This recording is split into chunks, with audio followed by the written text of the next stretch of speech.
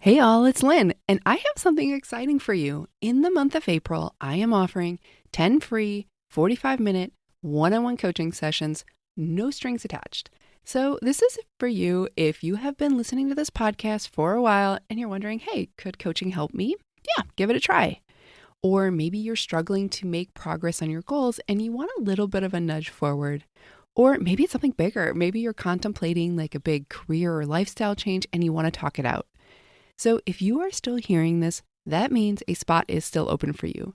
So to grab your spot, go to lynngrogan.com/free or click the link in the show notes. And feel free to share this offer with anyone else who might benefit. Again, the link is lynngrogan.com/free. You are listening to the Redesign Your Life podcast. I'm your host, Lynn Grogan. I'm a certified life coach, and each week I am going to help you take imperfect action toward creating a fulfilling and meaningful life. Are you ready? Let's go. Hey y'all, welcome back to the Redesign Your Life podcast. If you are new here, welcome for the first time. So my name is Lynn. I am a certified life coach, and I help people feel better and lead more fulfilling lives. So if that's what you are looking to do, you are in the right place. And if you are returning, thank you so much for supporting the show. I appreciate you. So today I want to share a helpful analogy that has been resonating with my clients lately. And this is especially for you if you are someone who struggles to rest or you feel guilty for slowing down. That's what we're going to talk about today. But first, I want to share something fun that has happened to us in the last week. So we had a professional solar installation done in our RV. If you have listened to the podcast for a while, you know that we travel full-time in our RV, and you might remember that we, up until now, have had a very scrappy DIY solar setup, which basically meant that when we were off-grid, which we frequently are, we had to manually move these solar panels around to follow the sun. And it was just a total pain in the butt. It was so time consuming. And every time it got windy, we were just stressing that our panels were going to just tip over and get smashed.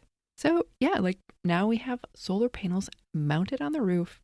We added more battery power and everything just works. It is amazing. I don't know if you've had this experience before, but sometimes there's just things in life where you drag your feet forever, and then after you finally do it, you're like, oh my God, why didn't I do this earlier? So this was definitely a big win for us. And I don't mean to be exaggerative. Is that a word? It's life-changing for us. For those of you who live in a house, it's like you've been relying on box fans all summer, and then you finally get central air conditioning. It is that good of a change. So now that we are just rich with glorious power over here, I want to talk about the opposite. Those times when you as a human are low on energy, where you physically, emotionally, or spiritually, or all of the above, have very little left to give. So like I mentioned, this is something I have been working on with a few of my coaching clients lately when they've been struggling to give themselves permission to rest or take a break, even when they know they need it. So I think this is an ongoing issue for a lot of folks. If you were raised to believe that you can only rest once the work is done, you might find it nearly impossible to stop. Or maybe you've tied your self-worth to your productivity, and the thought is that if you're not doing something, you're not providing value. There's also another sneaky way it can show up too. So you might overwork to avoid feeling anxious or fearful. And I think that is especially common right now with the level of uncertainty in the world. In some ways right now, it feels even a little bit more unpredictable than during the pandemic, if that's even possible. So one way that you might be trying to cope with the feeling of uncertainty is just by doing things all the time, because overworking feels productive and it can feel like you're in control, which when things feel out of control, we often do things to give ourselves back a sense of power.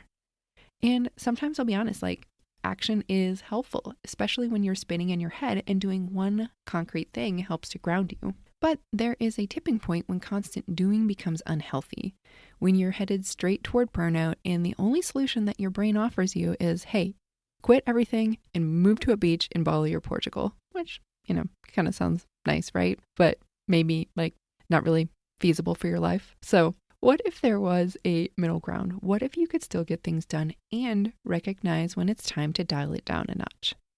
So that's where today's analogy comes in, the human version of low power mode.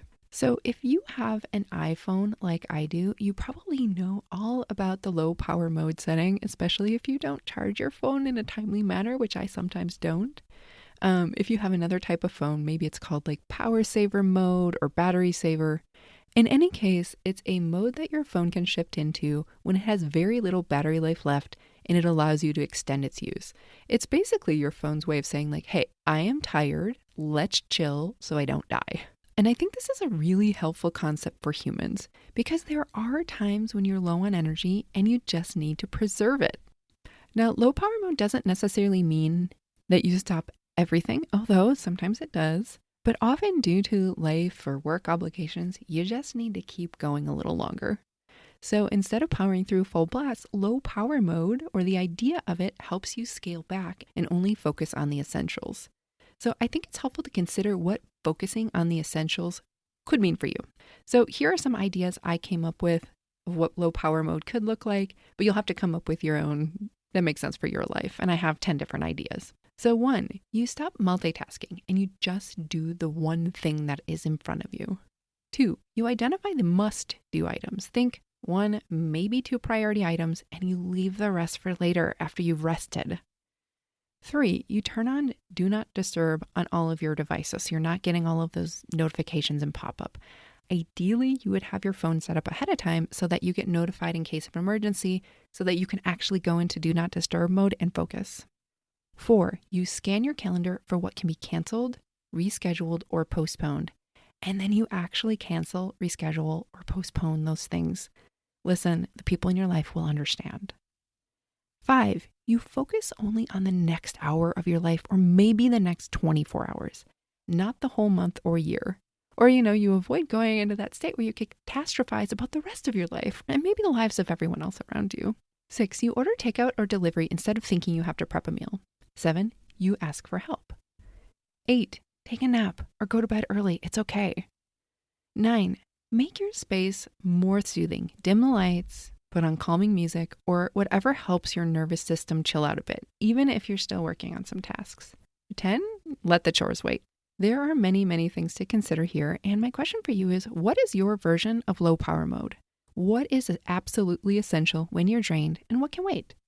So this isn't about giving up or failing. It is about recognizing when your energy is low and recalibrating your capacity for what is actually doable. So how do you know when it is time to shift into low power mode?